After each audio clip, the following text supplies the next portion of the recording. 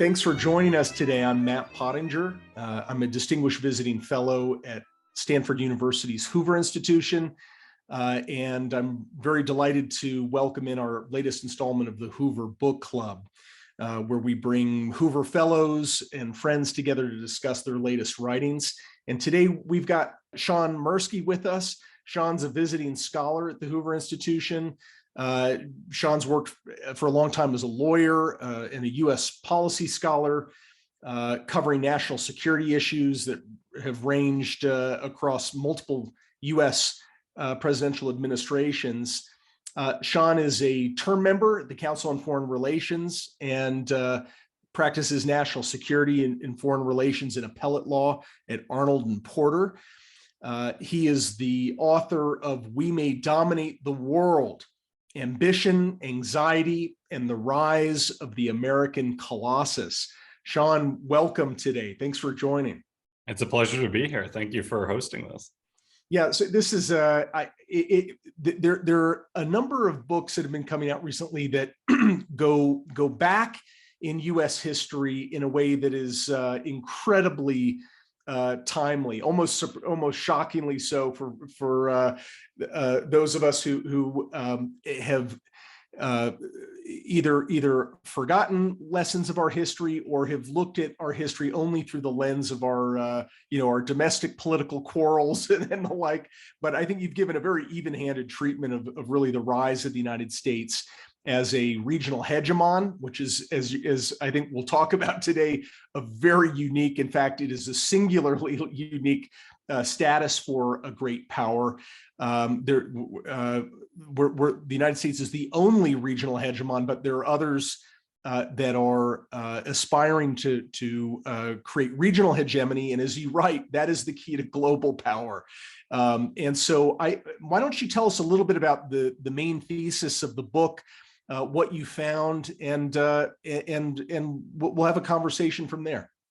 Absolutely. So to start, I guess it's helpful to define terms. So political scientists like to define the term regional hegemon as essentially a situation where a great power has no other great powers in its neighborhood and faces no serious threat from other great powers in its neighborhood, which sounds like a very, very simple thing to achieve. But as you noted, in the modern day, no great power has actually ever managed to accomplish it, with the exception, of course, of the United States. And we accomplished this status, I argue in the book, essentially from the period of the Civil War up to World War I and then a few decades beyond. And so what the book tries to accomplish is sort of telling the story both of why we are aiming at this status, what it cost us to get it, and what the consequences of that were. And so I hope that most readers walk away from the book with essentially sort of three kind of broad takeaways. The first is simply just the story of what it took for us to kind of accomplish the status.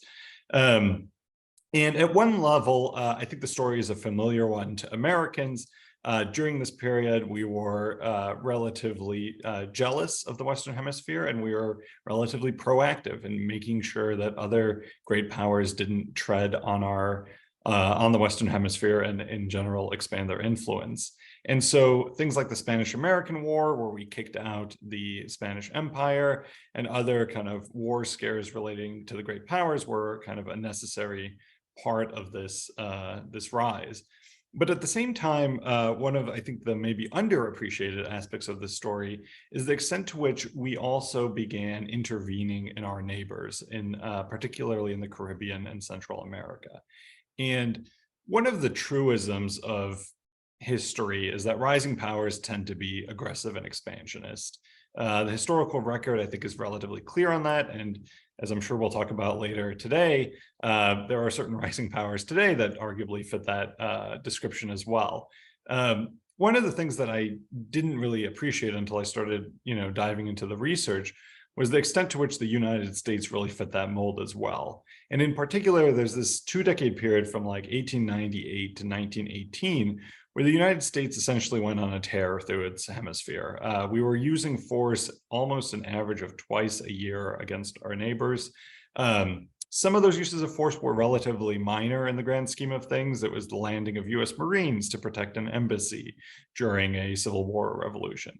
But many of the uses of force were significantly less minor than that, including eventually the occupation of entire nations for many years. We annexed entire nations. We created protectorates.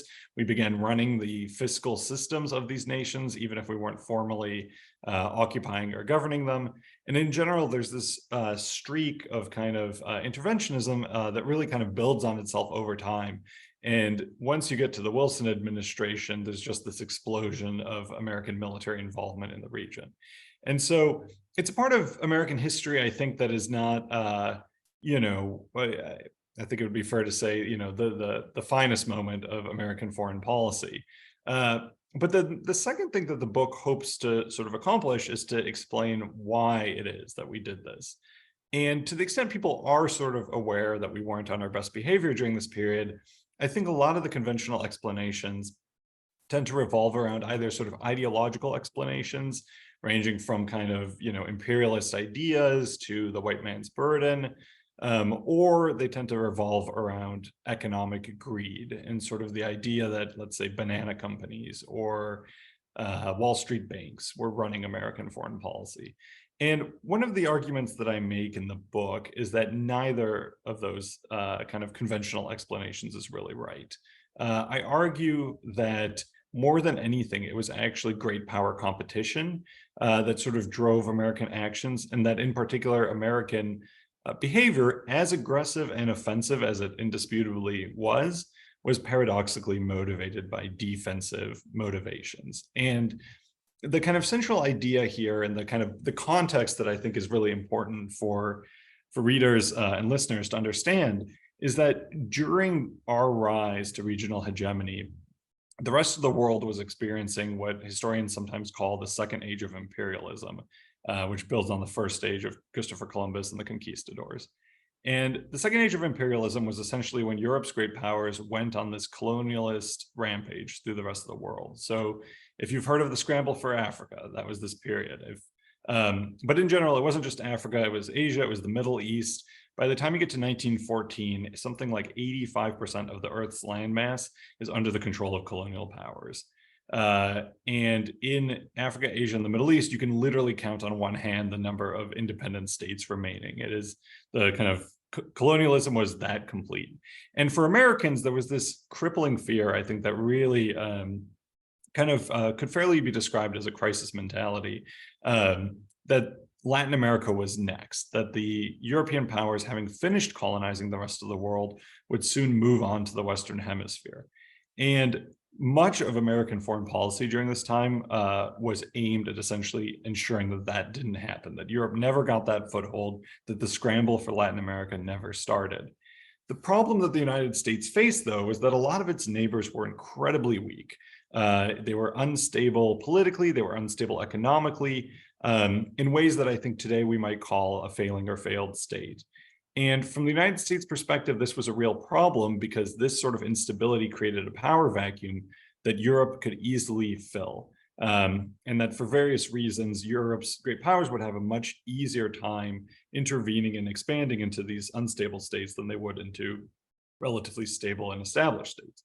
And so the United States basically made it the central goal of its foreign policy to stabilize and strengthen its immediate neighbors to prevent European expansion. But the US never really figured out a very good way of doing that. It tried doing it initially sort of indirectly from the outside with trade and diplomacy. But over time, what you saw was a gradually increasing level of involvement on the part of the United States that went into its neighbors' internal affairs in an attempt to sort of stabilize them from within. And this, again, started out, I don't want to say innocuously, but it started out with relatively minor levels of involvement, but eventually kind of escalated to the logical endpoint of full-scale occupation. And so the second part of the second kind of lesson from the book is really why we did this and sort of the ways in which that kind of might repeat today. And then the third and final part of the book is, as I imagine we'll discuss a little bit more, what are the lessons we can draw from this period to the United States' foreign policy today, as well as to the foreign policy of other great powers. It's great. I love that you quoted the U.S. Marine Corps Small Wars Manual in your book, because the Marines kept getting sent over and over and over again during that period that you were talking about, when the U.S. really did kind of run amok. And it was funny when I was a Marine preparing for my deployments to Iraq and Afghanistan, I was consulting that manual again, just to learn lessons about counterinsurgency from it. But look, the Monroe Doctrine, which we often think about through the lenses that you mentioned, just now, the sort of that it was either American corporate greed that drove our grand strategy, or sort of racist and imperial ideas. People forget that the Monroe Doctrine really began as, and I think was meant as, an anti-imperialist, anti-colonial doctrine. Remember, you wrote about Monroe, informing Congress. The quote was something along the lines of that the American continents, he told Congress, are henceforth not to be considered as subjects for future colonization by any European powers. So what are some of the lessons that we can learn today in order to strengthen our ties with our neighbors in the Caribbean and in Latin America, so that they aren't weak states that could again be exploited by distant foreign powers? I mean, what are some of the lessons today? A more well-informed version of grand strategy that could prevent us from finding ourselves in a weakened position. So one answer is, I think, just understanding the legacy of these interventions. Americans, I think, for the most part, have certainly forgotten that we occupied Haiti for 19 years, that we occupied the Dominican Republic for 8 years, and then again later. The Haitians and the Dominicans have not forgotten. And in general, the Latin Americans have not forgotten our kind of interventionism during this period, as well as during the Cold War. And so I think the starting point for any sort of sensible regional policy simply has to be a recognition of the historical background against which we're now acting. And so I make the argument in the book that, the Monroe Doctrine certainly sprung from defensive ideas. And I think for the most part, even if it was executed very offensively, it was still primarily motivated by defensive ideas.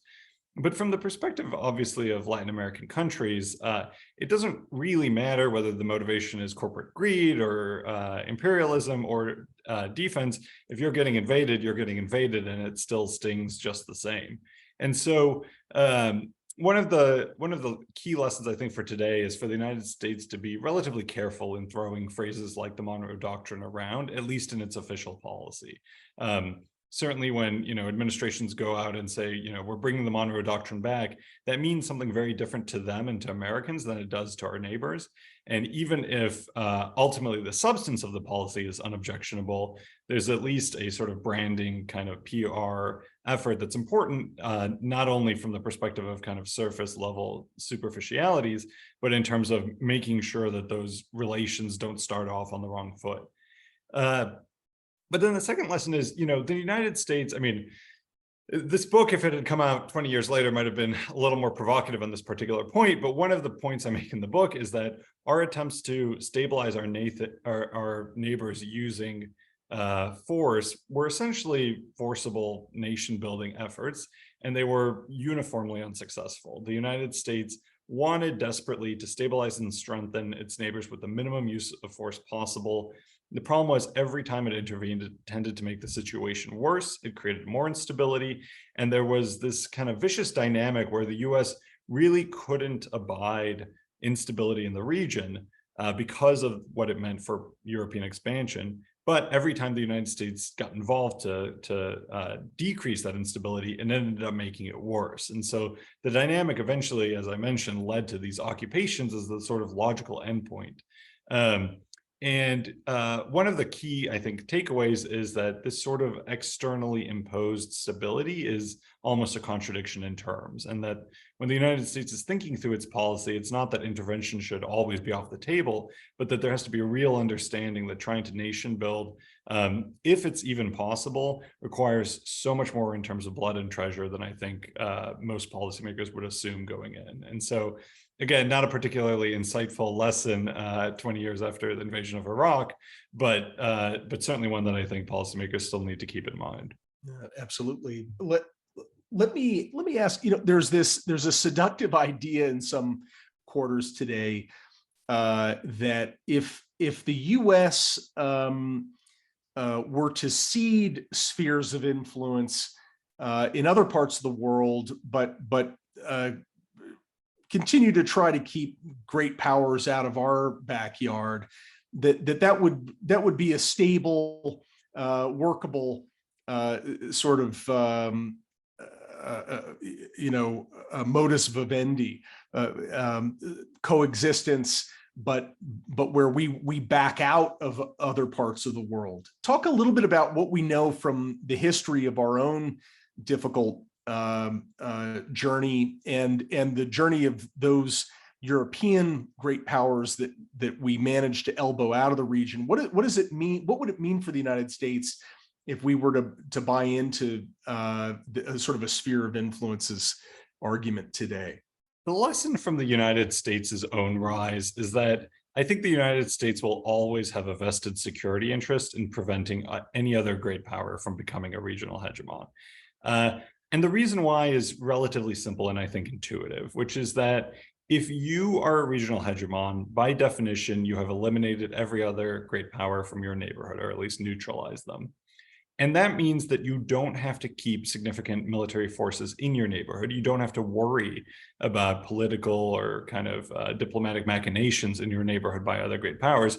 Instead, with no enemies at your gates, you can venture abroad sort of as your interests dictate. And so one of the kind of consequences of the United States gaining regional hegemony by the end of World War I was that nothing was tying us down to Latin America, and that when crises or events in Asia, Africa, Europe, anywhere else sort of began developing, the United States was free to get as involved as it wanted. And I'm sure listeners will debate to what extent all those interventions have been, productive or a good idea. But at least in terms of, for example, World War II, it's instructive that while every other great power in World War II finished the conflict in a much worse position than it started it in, the United States emerged supercharged. There was almost no fighting on American soil itself. The Philippines is a partial exception since that was still technically part of the United States, but because it was already scheduled for independence within a few years, it's not clear whether that really counts.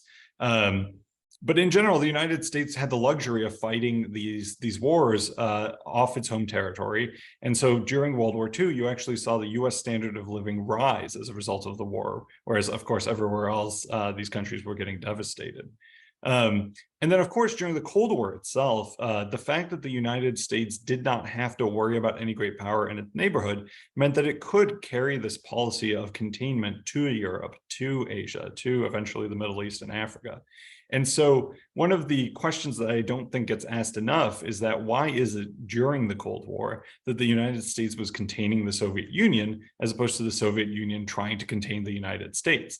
And I think the answer is in large part the regional hegemony that we had accomplished, decades earlier.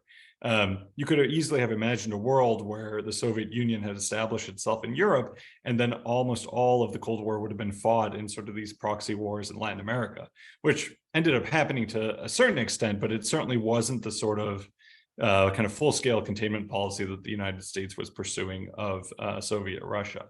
And so today, when people suggest that, well, we can just cede Europe to Russia and we can cede Asia to China, the long-term kind of consequences of that are not that there is this sort of stable equilibrium. It's that these nations in turn are going to have much more ability to then go abroad and potentially start interfering in the Western Hemisphere itself. Yeah, and so what are the powers today that aspire to achieve regional hegemony? So I think every power from China all the way down to Montenegro would like to be a regional hegemon. It is just simply not a realistic prospect for Montenegro. Um, Apologies to any listeners from Montenegro. I think that certainly the three powers that I talk about a little bit in the book are Iran, Russia, and China. Of those, I think Russia very much would aspires to at least a sphere of influence again. But as its troubles in Ukraine suggest, I think it's pretty far from kind of accomplishing that. Its military is having real trouble just dominating one neighbor, and of course, Europe is also kind of invested in sort of checking Russia. And then in the long run, of course, there's a tension between Russia and China that would make it, I think, very difficult for Russia to achieve kind of full regional hegemony in the kind of conventional sense of the term. Iran's coming a little bit closer, in large part, unfortunately, because of the Iraq War. The sort of stable balance of power that used to exist in the Middle East between Iraq and Iran was completely thrown out of whack. And now Iran doesn't face much in the way of sort of meaningful opposition in the Middle East, aside from the United States and to a lesser extent countries like Israel and Saudi Arabia.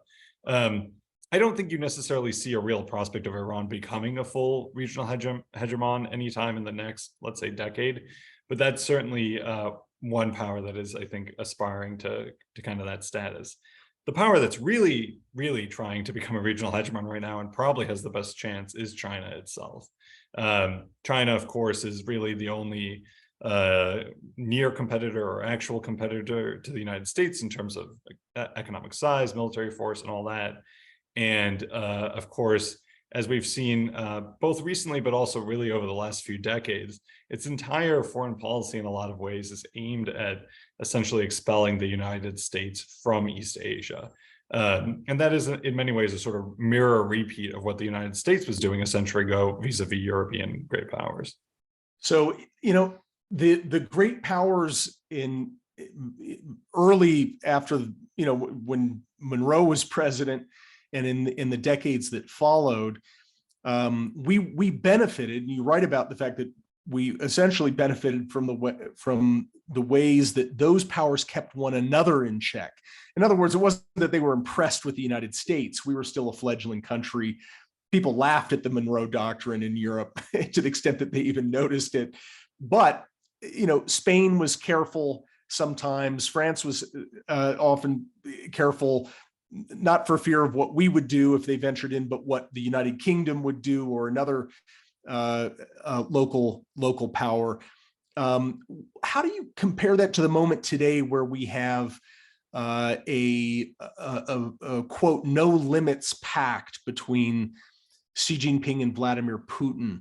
You have a growing ties between China and Iran, between Iran and Russia, this sort of, iron triangle. I saw a report today.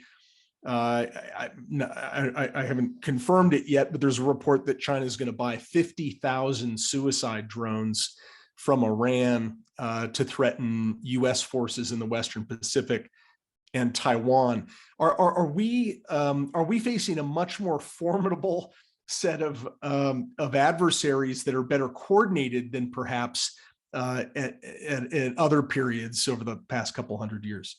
I think there's a lot to that point. As you mentioned, one of the most important factors in the success of the United States' rise to regional hegemony wasn't that Europe wasn't actually interested in the Western Hemisphere. I mean, for instance, Germany, the Kaiser before World War I was very interested in colonizing Latin America. You look at sort of internal German documents, and there's all sorts of marginalia from the Kaiser in which he's talking about, the Monroe Doctrine, never fear, we should send our fleet in, and so on and so forth. But the German position on the continent was not one in which it was easy for Germans to send a massive military expedition to the Western Hemisphere and to risk war with the United States. They had to worry about France, they had to worry about Great Britain, and of course they had to worry about Russia, which at the time was perceived as this rising power that was really going to threaten Germany in the long run. And so one of the major benefits the United States had during its rise to power was the fact that all of its chief rivals were internally distracted, and that even if they were interested in the Western Hemisphere, it was never enough of a priority for them to care to challenge the United States directly. And so I would say honestly that the last moment that Europe really had a viable shot at stopping the United States was probably the Civil War itself, where Great Britain and France very seriously considered intervening on the South's side, despite, at least in the British case, a real kind of abolitionist set of principles, in large part for the balance of power kind of aspects of that. But the US kind of survived that barely. And then after that, I think it was very difficult for Europe to get its house in order. The same, today, the situation is different, I think, in two respects vis-a-vis China. So one, as you mentioned, is that there is this sort of increasing alliance would maybe be too strong a word, but increasing access between Iran and China and Russia and other states that feel, for various reasons, that they're that the U.S.-led international order is not in their interest, and I think are sort of revisionist powers in that respect. And the cooperation among them and the fact that traditional enemies like Russia and China are, rather than being at each other's throats, kind of joining arms against what they see as a common threat, is certainly a concerning development for the United States, not least because China on its own is also in many ways a much more formidable threat than any of the European great powers was. On the flip side, however, the United States is very lucky in one respect, which is that there are many other powers in China's neighborhood that, whether or not you would classify them as a great power, are strong enough that they can really, I think, present a real threat to Chinese aspirations for regional hegemony. And so India, Japan, to a lesser extent Australia, and powers like Vietnam. I mean, these are neighbors that are not thrilled about the way that Chinese foreign policy is trending, and are interested in sort of making common cause with the United States in that respect. And so I think one of the most important things for American foreign policy today is to recognize that our alliance network in East Asia is one of the most formidable, I think, cards we hold in our hand right now. Is China drawing some of the wrong lessons from our experience? I mean, you spoke about how in many respects it is a mirror image of the U.S. 120 years ago, during that period where China, I hear Chinese officials sometimes referring to the South China Sea as their Caribbean, right. And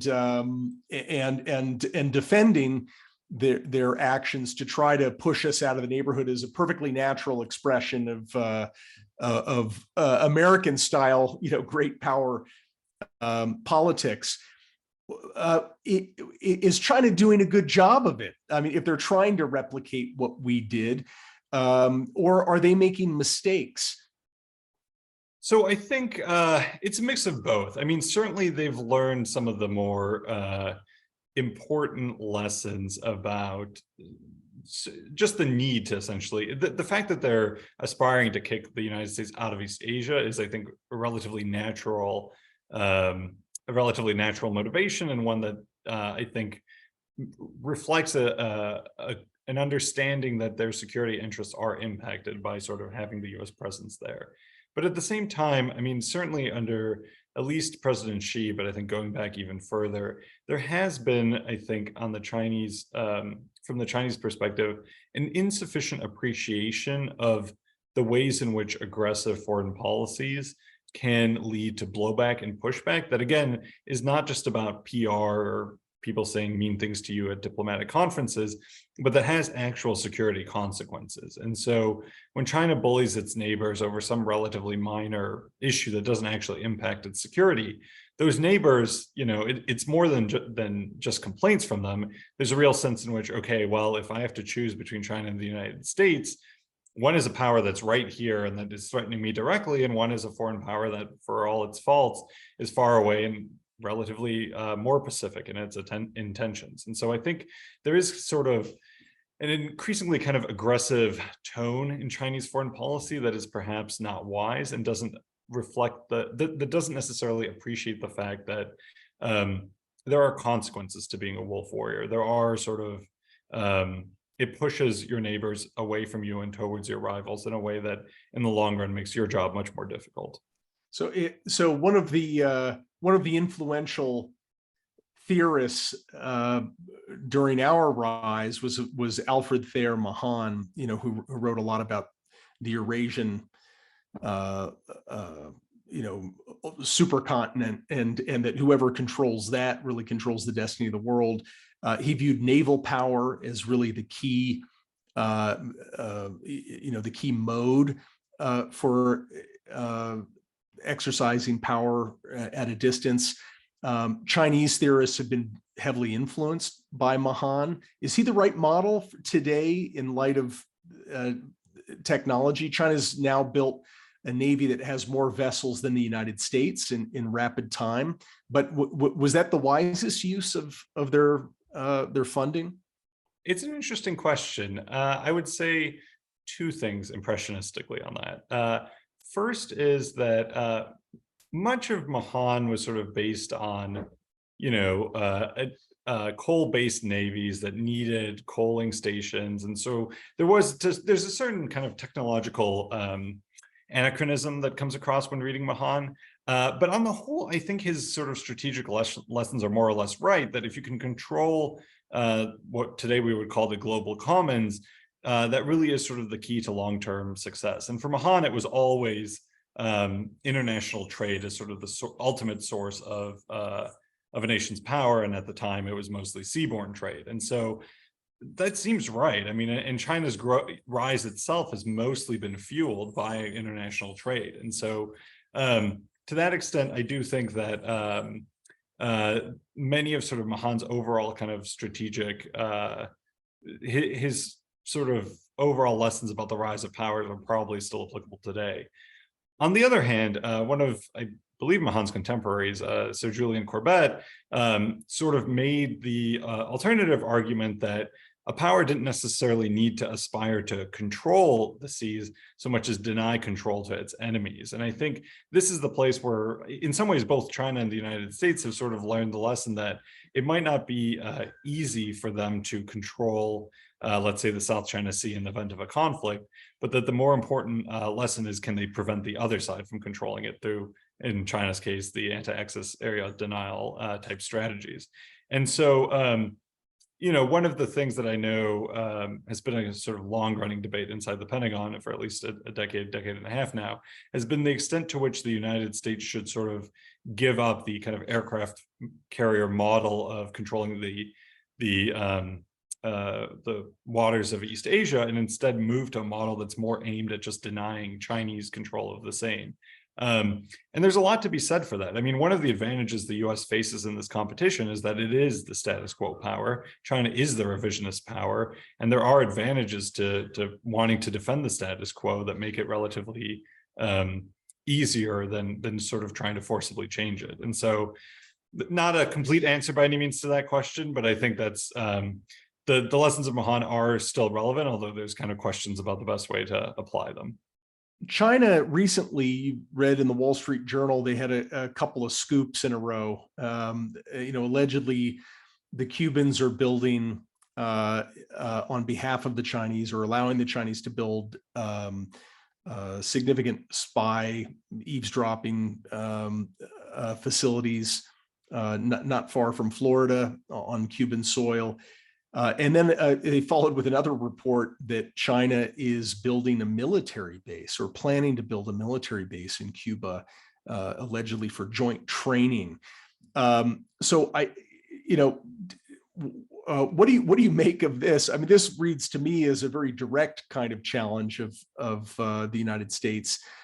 If you ever play the Chinese game Go, it's the equivalent of putting a stone right on your opponent's side of the board, so that he has to look down instead of across it at his opponent's side of the board. What do you make of this? And was there an analog in the American experience where we began building outposts abroad in order to tie up other imperialist powers? Yeah, I'll answer the question is in reverse order. Surprisingly, you don't actually see, as far as I can remember, any sort of analog in the way that the United States was looking at European affairs. And I think that there were two reasons for that. One was just an issue of state capability. There was no equivalent to the CIA, and there was, in general, less sort of ability for the U.S. to project power into Europe than China has today. And so I think partially it was because the United States really didn't necessarily have the same capability to influence the European balance of power. And partially too, that because the Monroe Doctrine was always supposed to be this like trade that you won't come into our hemisphere and in exchange we won't go into yours, there was this sort of deeply felt understanding among American policymakers that to keep up their end of the bargain, they needed to sort of not engage in sort of that kind of balancing in Europe. China has obviously learned very different lessons. As you said, the Wall Street Journal reporting is very concerning. And it really, I think, is just the culmination of reports that we've been seeing for years about the ways in which China has been more involved in Latin America in many ways that even we have. Chinese trade with the region has soared from a very small amount to, I think it's something like $700 billion in recent years. President Xi has made 10 visits to Latin America in the time that he's been president. American presidents have made half as many visits in the same time. The Chinese are, through their state-owned companies, buying up strategic land and companies near choke points in the hemisphere, including at either end of the Panama Canal.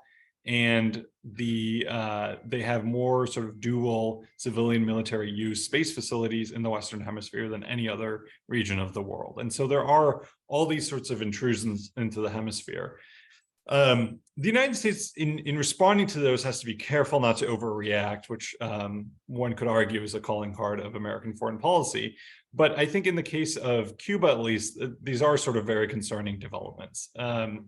And the challenge that the United States faces is how does it deal with these intrusions given the historical legacy of previous interventionism?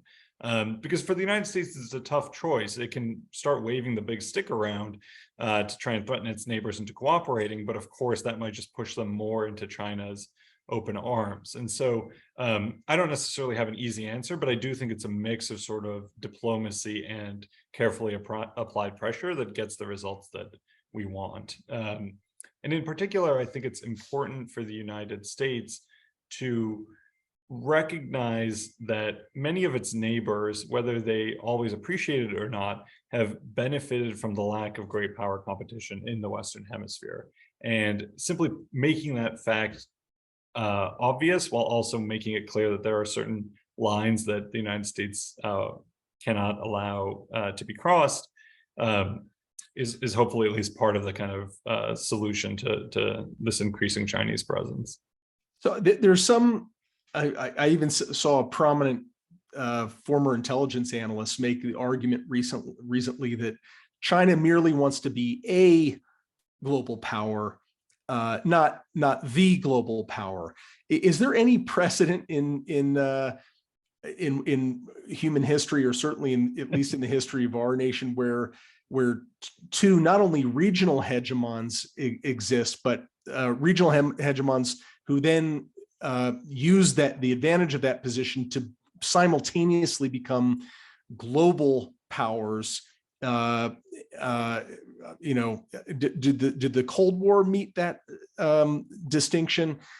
And you know, would that be a stabilizing or dangerous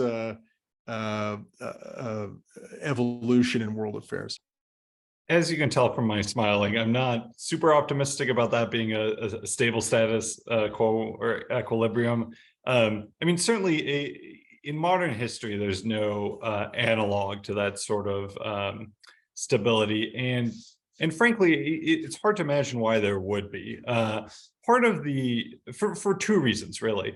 First, just from a security perspective, even if you have two regional hegemons that have sort of successfully eliminated each other from their respective regions, that doesn't mean that they no longer pose a security threat to each other. In fact, in some ways, they're both now free to try and get back into the other's regions in ways that sort of lead to a long run kind of, if not proxy competition, then at least sort of security competition for influence. And so Cold War in some ways is an example of that. The Soviet Union wasn't a regional hegemon, but it was obviously extending itself into Latin America at the United States' expense. And of course, the United States was doing the same thing right back at it. And so, I wouldn't necessarily think that I can see the sort of appeal in the abstract of that as being a settlement of the issue, but the problem is just as time passes that, there's no such thing as a single kind of equilibrium when national, sources of national power are changing, relative power is changing, and there's just always going to be incentives to do more to sort of enhance your own security, even if it comes at the expense of the other power. The other thing that makes that particularly complicated in the context of the US-China competition is the ideological element of it. The United States, you could imagine a world in which our classical liberal values are not necessarily ones that we are trying to spread across the world, where we might believe that they're universal, but we don't try and spread them across the world. That has not been the US foreign policy for a very long time, for better or worse. There is a bit of a crusading impulse in a lot of US foreign policy, and the Chinese know that. And in large part because those classical liberal values do, from the CCP's perspective, pose a real threat of regime change. I think there is sort of this inherent tension between the United States and China that makes it very difficult for them to coexist. The Chinese will always be suspicious of our form of government. And of course, we in turn will always be suspicious of the Chinese form of government. And so even if you could have sort of two regional hegemons that, create a dividing line down the Pacific Ocean and say, we'll keep our hands on our side, I think, from the Chinese perspective, I think they'd be very concerned that 5 years down the road, the US might decide that it wants to promote democracy in China, or that it's concerned about human rights in Xinjiang, or any of these other kind of issues, or frankly, that just American civil society, whatever the US government may want, has decided that this is something that it cares about. And so in part because the sort of ideological tension between the two nations, I think it's difficult to imagine a stable status quo between them. Yeah, I agree with you. But this takes us to the pathway for China to regional hegemony. You write about the history of those countries, repeated deployments and occupations of Haiti, and our fight, began in Cuba, or the Spanish-American War. For China, Taiwan is not only a question of settling a historical question of who governs China. It is really about being able to shatter the credibility of American alliances in the region, to break through what we rightly term, and China rightly terms, the first island chain, the Japanese islands down through the Ryukyus to Taiwan, and then on to the Philippines and so forth, that they would have the ability to project power much more easily in ways that would really collapse the defensive concepts of Japan and the Philippines. We'd be in a new world. Do you see it that way? I mean, would the fall of Taiwan spell the inauguration of China as a regional hegemon, in your view? I think the fall of Taiwan to China, for all the reasons you give, would be a pretty grave strategic development. I mean, certainly the Chinese position would improve dramatically. They would gain access to this unsinkable aircraft carrier and then break through the first island chain. I don't know that I would say it on its own would be enough to make China a regional hegemon. Part of the question is just what would happen to the alliance structure in East Asia. The Chinese probably would certainly hope that the loss of Taiwan would sort of lead to the end of that alliance structure. Part of the, and this is all speculation, but part of the question is, in history, are powers threatened by rising powers more likely to bandwagon or balance against the power, right? And so in the case of East Asia, I would expect that the more aggressive China becomes, the more its neighbors turn to the United States for protection, to the extent the United States is at least willing to provide that protection, right? So long as there is this available external alternative, I think these powers are likely to look to the United States for leadership. And for instance, I have a friend in Singapore who's talked with some of the Singaporean leadership unofficially, and it's remarkable the extent to which behind the scenes they are saying things that really, I think, emphasize the degree to which they are invested in the U.S. sort of U.S. primacy in the region, to the extent that that is possible. And on the flip side, just looking at history, I mean, when the United States went on this tear through its region, by the end of the 1910s, Latin American nations really were at that point actively considering allying with Europe, European great powers against the United States. I mean, there was this moment, I think, where we were in real strategic danger of essentially having sort of undermined the Monroe Doctrine through our own actions. The only reason it really didn't pan out was in large part because it coincided with World War I and the sort of end of European great powers, at least for a few years, as they were sort of domestically focused. But even so, that interventionist legacy, I think, was a real hangover for much of the Cold War. And even if you look at, for instance, some of Fidel Castro's actions when he sort of, in his initial years taking over Cuba and governing, a large part of it were sort of symbolic actions that oftentimes harkened all the way back to the Spanish-American War and slights that Cubans had experienced during that war at the hands of Americans. And so again, it's hard to overstate the kind of historical memories here. And that is, as I mentioned, a problem that the United States faces in Latin America, but in East Asia, that is, I think, an advantage we have as an external power that is in some way helping China's neighbors balance against it. So is there a way to work with our Latin American friends to revitalize some of the good aspects, the spirit of what originally drove the Monroe Doctrine, this idea that we don't want imperial powers. We don't want countries acquiring and then exerting leverage over our internal politics, or having outsized economic leverage over us. Is there a way to sort of succeed the Monroe Doctrine with a common one that doesn't put the United States in optically in the position of just being another European power, but really as a shared ally, helping defend the Western Hemisphere from predation and threats to our collective and individual sovereignty? I think there's certainly room for that.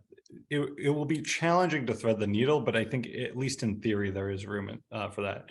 One of the themes that my book discusses at various points is American leaders actually kind of realized this even as this interventionist wave was kind of rolling on. And there was both in the Theodore Roosevelt administration and particularly the Woodrow Wilson administration, a real interest in sort of the ideas of Pan-Americanism, and in particular sort of multilateralizing the Monroe Doctrine in ways that would make it seem less like a unilateral kind of big stick diplomacy on the part of the United States, but a shared kind of regional project. For various reasons, those projects didn't come to very much until, I think, FDR and the good neighbor policy in the 1930s, and in particular during World War II, where the US really, I think, managed to bring the region together in a way that was immensely helpful in its competition with Nazi Germany, but also allowed it to sort of deal with the most concerning external threats in ways that didn't necessarily appear as outwardly unilateral and aggressive. And I do think there's room for that again today. I mean, one of the difficulties here is that in some sense, the message that the United States wants to deliver to its neighbors is the region benefits from not having great power competition, because if the great power competition gets too fierce, there's not a lot we won't do to win it. And when we go to that extent, it doesn't usually end well for you. And so it's best not to push us or end up in a situation where you have that kind of competition. But the flip side of that sort of what might seem as a threat is that the United States has to keep up its end of the bargain, and sort of, so long as China doesn't cross the relevant red lines in the region, that the United States doesn't treat the neighborhood as its backyard, that it doesn't sort of abuse its sort of privileges as the prime nation in the region. And again, it's a lot of kind of competing imperatives, but hopefully ones that the United States can successfully navigate.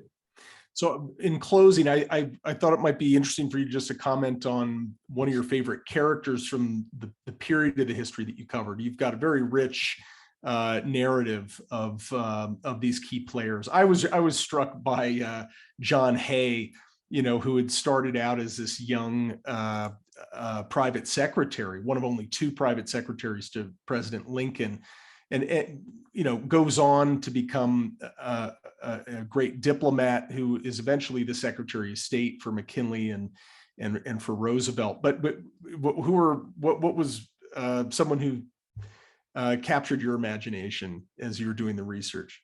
Yeah, so I mean, one of the benefits of this project, which it took 8 years to put together, and in part it took 8 years because for like all of these policymakers, I ended up reading multiple biographies and things like that. And once you do that, it's hard not to get invested in sort of to feel like you understand them. Theodore Roosevelt always has to jump to the top of every list because he is just such a colorful personality. But the one policymaker that actually ends up making less of an appearance in the book just for space reasons, but is Secretary William Henry Seward of Lincoln.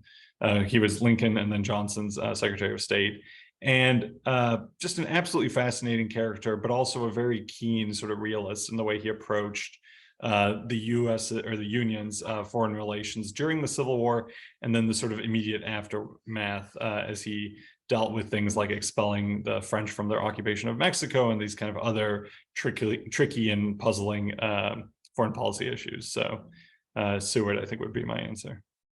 Well, Sean, congrats on the book. It's a great read. It's highly relevant for the current moment, and your 8 years of work paid off.